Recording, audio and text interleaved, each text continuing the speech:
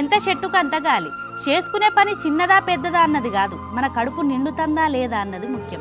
మంది కడుపులు కొట్టి కోట్లు సంపాదించుకునే కంటే కడుపు కట్టుకొని 100 రూపాయలు సంపాదించుకుంటే నయ్యం కదా.